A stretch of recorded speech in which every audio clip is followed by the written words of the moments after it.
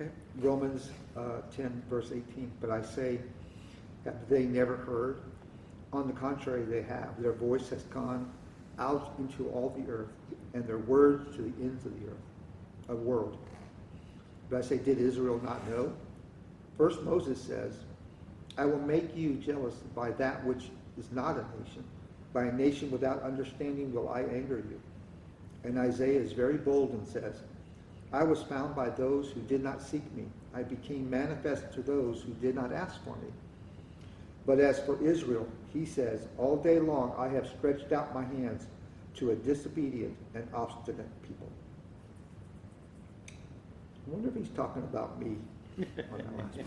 Yeah, it fits. Yeah, it fits.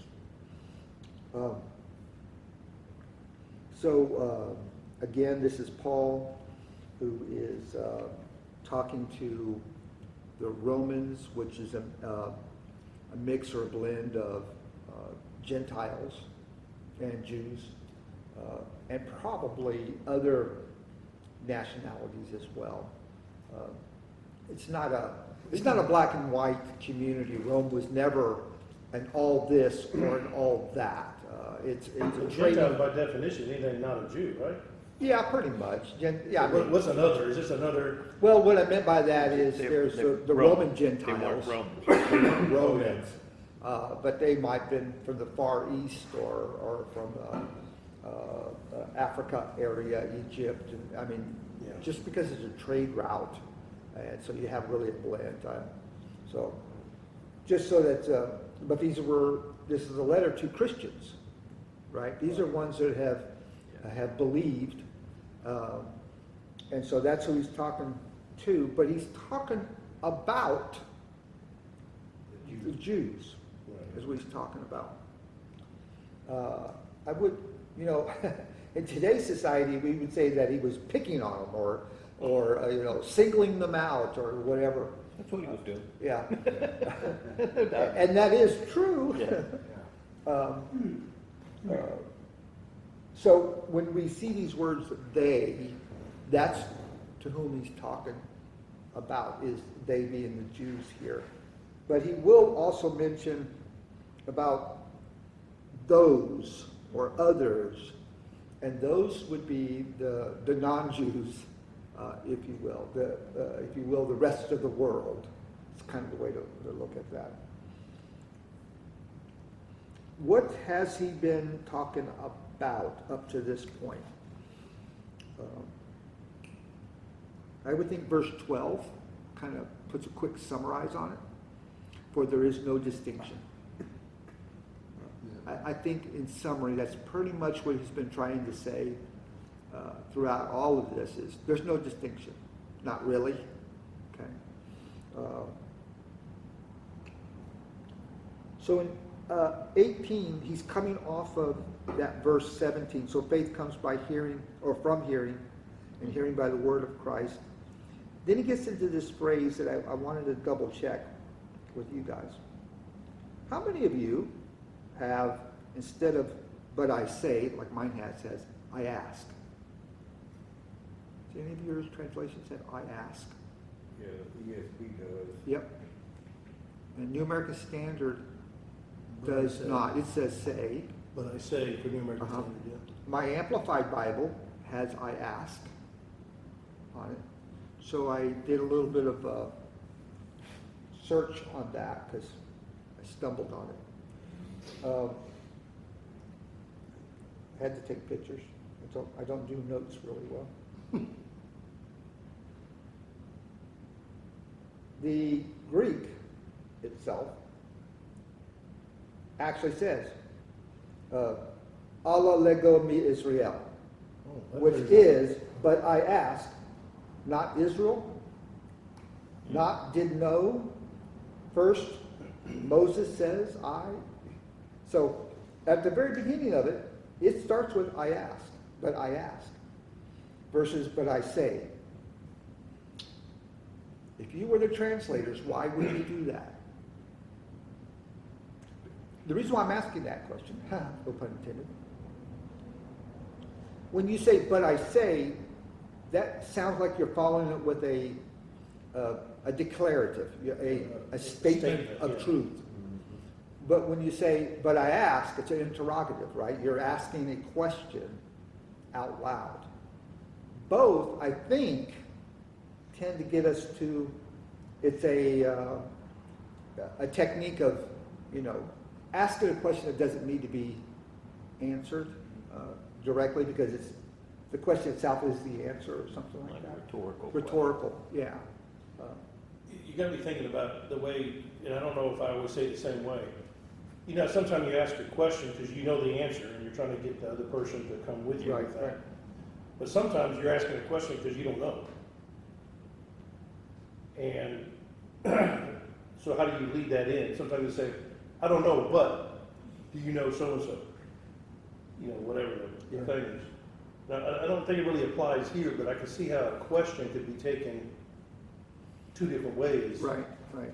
But I'm wondering if the question versus I say is a statement, but he's kind of softening the declarative statement as in, I'm asking. Yeah. Yeah. I don't know. The statement is, have they never heard? Have the Jews never heard? That's what's going on here. And whether he's using it as a technique to rhetorical kind of say, haven't you guys heard this before? Right. That kind of a thing. Yeah. He then continues with, on the contrary, they have. And that's the declarative there.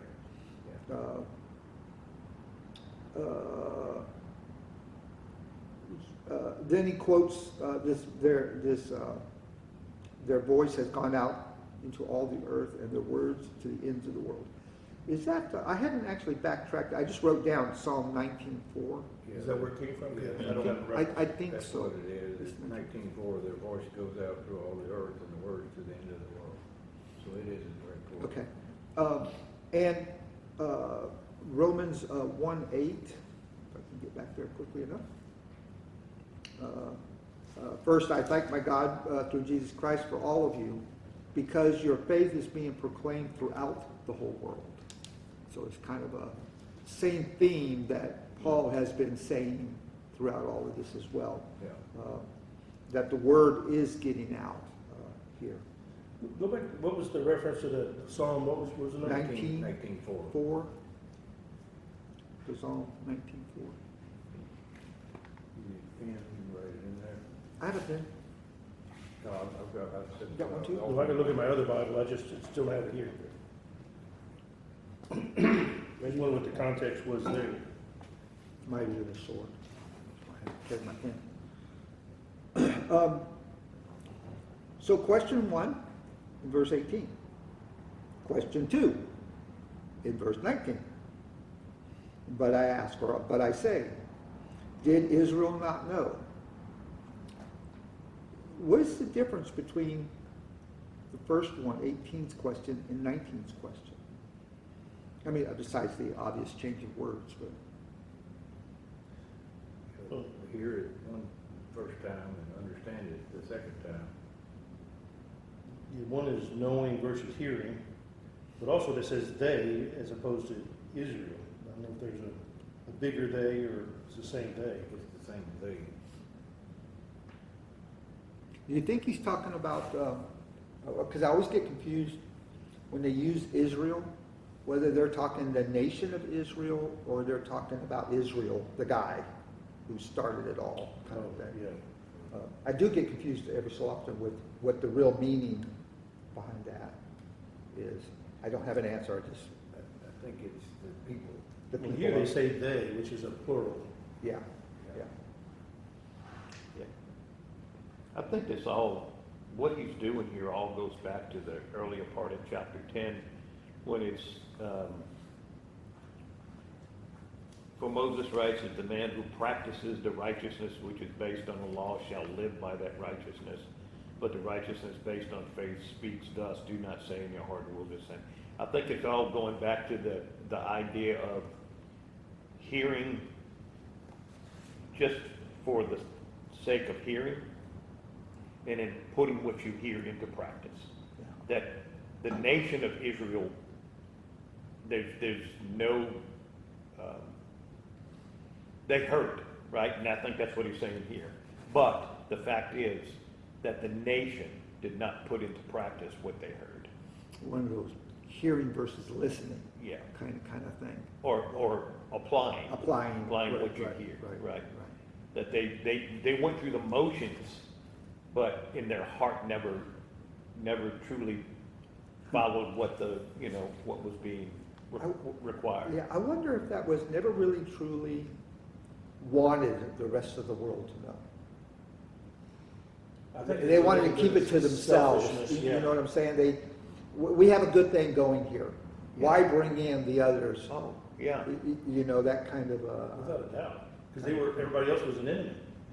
You have to realize the culture in those areas, well, everything was a walled city, it was to protect other people from coming in. so, The only time they wanted other people is when they could conquer them and So who take are you what they had. talking about now? I mean, I'm the talking Jews. about- Not- No, he's, Paul's complaining it's the Jews that are the ones that don't understand it. Well, yeah, I was just asking the question of, is it possible that maybe they kind of did understand it, but didn't really want it to be, No, to let the world out? They weren't receptive, at the heart level, they didn't understand, and they missed the whole most important point themselves. So he's got a burden for the Jews because they missed the gospel themselves, even though they were these people that had the heritage.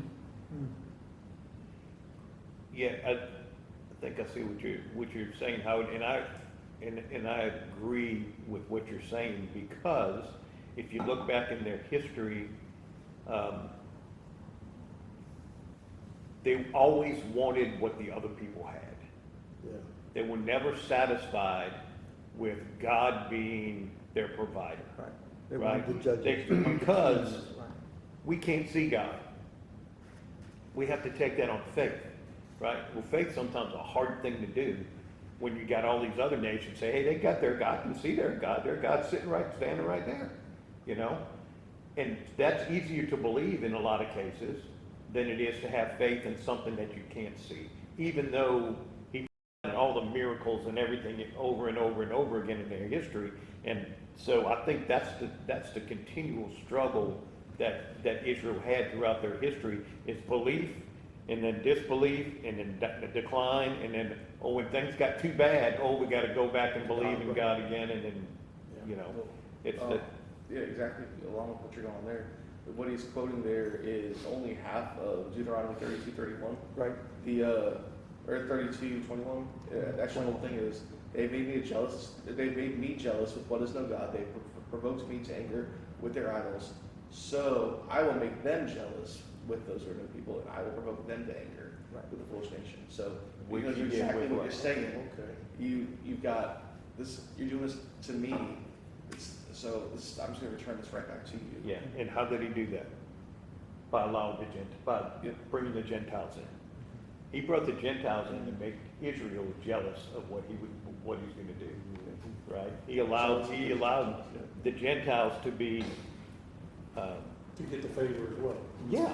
to get the same favor, where they were supposed to be the ones to go out to the Gentiles, and instead, no, I'm going to go out to the Gentiles. I'm going to take your place. I'm going to circumvent what I asked you to do, and make you jealous, which is exactly what happened.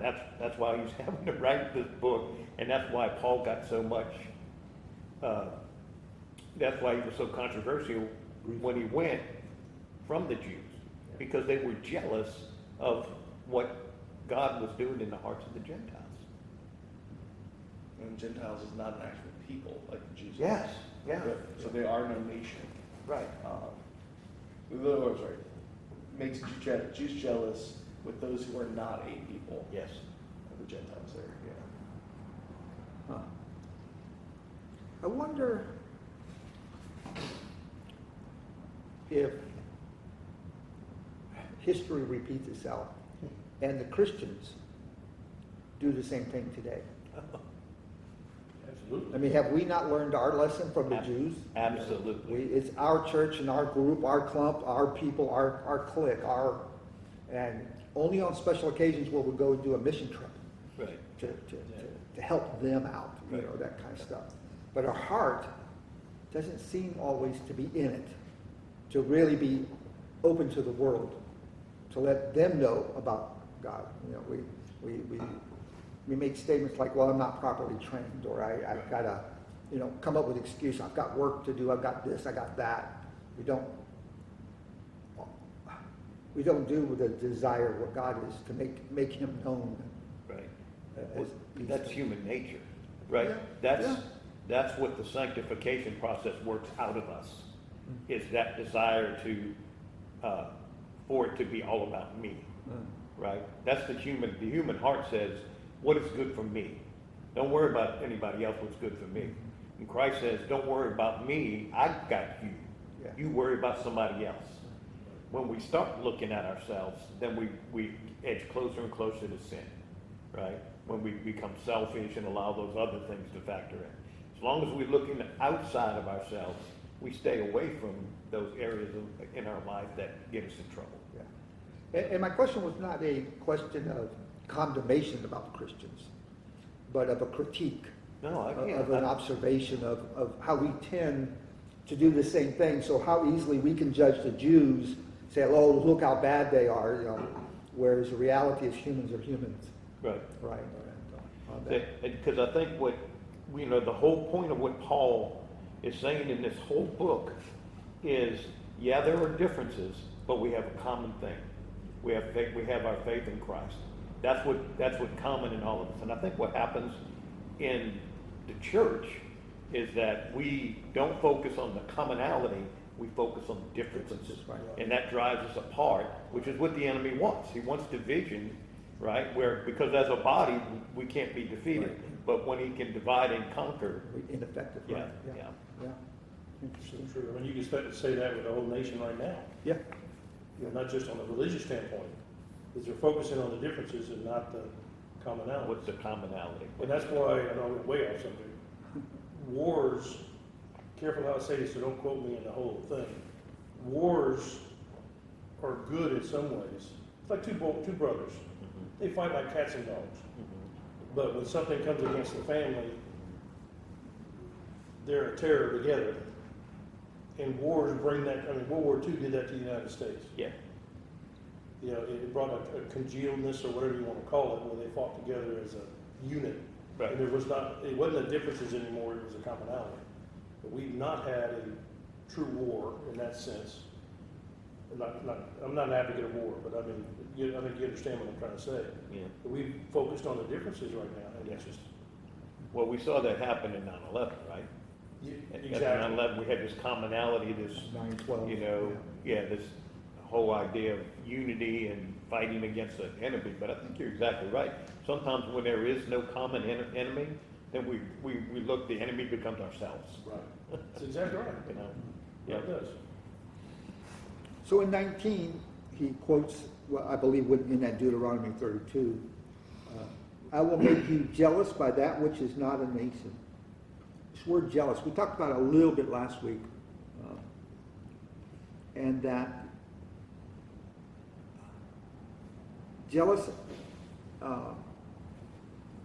is a modern word. Before the 1200s, the word jealous was not ever used, if I can say it that way. It was zealous. Zealous. And it's the same root word that's used, the Greek is that zelos, however you say it, type of word. And when they did use jealous, it was always the same, almost the same meaning, the synonym of each other. Over modern times, the meaning of those two words separated away, where you had this zealous and you had this jealous type of meaning that we understand for today. Where zealous was this strong desire to support, so much so that it's mine, and I'm going to do everything I can for it. And jealous was, you can't have it, or I want what you have. We kind of broke away from that. But the root of that is this heart's desire for exclusivity. Yeah. That's, I think, what is going on here, why we have that modern word. So how was that translated from the Greek? That's what I got me thinking Greek now. Let me see, I think I have that in, If I can pull it up, yeah, you might need to, I don't know if I got a good picture of it. let me think. Yeah, I think I can. So zealous and jealous share not just a rhyme, but etymology. Both words ultimately come from the Latin zealous, jealousy, and in the past their meanings were closer to each other than today. So I guess what I'm asking is how does this, Make How was this jealous, originally written? make jealous, it takes two words to replace the one Greek word. Right. It looks like, make jealous. And, I don't know how else, there's the Greek. yeah, I'm trying to figure out how this was originally translated. This was written, what'd you say, the 12th century or something like that? Yeah, the word was what does it talk about here? Well, this is, well, I don't know what the question is. Here's the Greek right there, and then here's the English words that fill in for those. Yeah, but I'm trying to figure out how this, because this was a quote from, I forgot what you said, Deuteronomy or something. I will make you jealous by that which is not a nation. How was that originally written or translated? Oh, I- we're talking about in the Old English. Testament? That would be Yeah. Old Testament, that would be like. This is before they had the Hebrew, jealous right. word, I don't know. or Hebrew, yeah, that's true. I don't know. Right. I'm just curious how that, Well, I do know that it went from the Hebrew eventually to the Greek, Yeah, yeah. and then from the Greek it went to Latin, right, and right. it's Latin that we're getting the jealous. jealous word from. Because So it makes kind of sense modified from that. the way jealous is written in here, I understand their intent. Yeah, But if you replace jealous with zealot, it Well, doesn't quite make sense. in my right, and opinion. so it's, well, I guess what I was warning is, watch out about our modern day definition Yeah. of zealous versus jealous, here. But I can't make it sound, to me, zealot is, I hate to use the word positive word because you can be too far, but to me, zealot is a positive, you're excited about something, you're focused on something, you're on top of something. Where jealous is, I want what you, it's a completely different, I got the definition for that Deuteronomy. It's envy, to be jealous, get heated, become excited, annoyed, torment, hurt, rebel, fight or support. So it's like it's a jealousy with an emotional okay. zeal about it. Fiercely sounds like. partisan. Fiercely partisan. Yeah, and I think that's the whole idea behind what we see happening to Paul, Mhm. right? Is that the Jews, when Paul would go out, right? The Jews not only were only jealous because of the popularity of the way, of the message that was going out, Right. but to the whole extent they wanted to stop it, right? I mean, they wanted to kill Paul, right? They often Yeah. wanted to kill him, right? So not only did they want that, they were jealous of the popularity that this way was growing within their own ranks Right. faster than people were coming to Judaism, Right. right? Right. But they zealous to the point that they wanted to stop it. It's almost like the whole idea of what is the difference between being jealous for something and being envious for something, Right. right? Being envious, not only do you want that, but you don't want the other person to have it. Yeah. And I think that's kind of the connotation that we see here, is that Yeah. they were jealous to the point of violence almost. Well, that's right? what Paul was. Right. Saul was. Yes, He was a zealot. And exactly. by that definition, Yes. if you will. Yeah. And whether you would say he was jealous of. Oh, absolutely. Yeah. Of Christ and his followers, or the Yeah. way. at the They were time. taking their power, Yeah. right? And that's the whole thing, is that they were taking the power that they had, and God was allowing that to happen, Yeah. right? God was the one that was allowing that to happen, that was removing the power from the Jews and giving it to the Gentiles. His power, the Spirit, right, was Right. being given, something that the Jews never had. They never had the outpouring of the Holy Spirit, but God was going to give that to the Gentiles. And that's what was gonna make them, that's what made them jealous. And then this way jealousy is used, it's always an outside source that's moving them to jealousy. So they moved him to jealousy, they moved me to jealousy, I will move them to jealousy. They provoked him to jealousy. So this one's a little different than the other ones, and the other uses of jealousy in translations, but it's always from that third party Right. moving them, which is interesting. And so Paul continues in 20, and he's now referring to Isaiah, and what Isaiah says, I was found by those who did not seek me, as that spirit moving. I became manifest or known to those who did not ask for me. And I tie that into, I will anger you, previously here. I'm going to do this, and I know it's going to anger you. It's going to make you mad because they found God Yeah. without going through all of the religious loops and hoops that you did in your whole childhood, your whole generation, and on and on and on. They found the easy way. Sorry. 21, but as for Israel, he says, and that's why I asked that question about, are we talking the nation or the guy? Right. Because mine has, but as for Israel, he says. I assume he means Isaiah is saying, but I'm not sure where the he says is. No. As related to Israel, Isaiah says. I don't know if that's how I should read that. Yeah, it was Isaiah, I think it was to the people though, it's not to, it wasn't to Jacob, it was Right. to the people. To the people, right? Yes, yes. So it just, when you read it flat, to me, it can get confusing. But as for me, Israel says, assuming the he is the Israel, but I don't think so. I think the he is referring to Isaiah saying further about Israel. Or it was God through Isaiah. Through Isaiah. Through That's- Isaiah, that's that's right. actually- That's what I'm saying. Yeah, God through Because Isaiah. I've got a Right, capital H there. Right. right. Therefore, it's Yeah. gotta be God. Right, yeah, So I it's got to think be that's capital, what it's that got to is. be God, right? Yeah, I'm thinking it's God speaking through right. Isaiah. Yeah, I think that's It's better, the prophecy. better. Yeah, All day long I have stretched out my hands to a disobedient and obstinate people. yeah. I think I could see Paul just drop micing right there and walking off. Yeah. Yeah. Okay. And yet chapter 11, if you look at the title, Israel is not cast away. That's right. God has not So, rejected I've said Israel. all of this stuff bad about you, Uh-huh. but here's the good news. Exactly. You humble enough yet? Well, listen. That's right, exactly. And that's what we're going to start on next week here. Because he starts off with that, I say then, has God rejected his people? Right. Right off the top. Yeah. So Yeah. hopefully the answer is no there. All right, what are you guys praying for?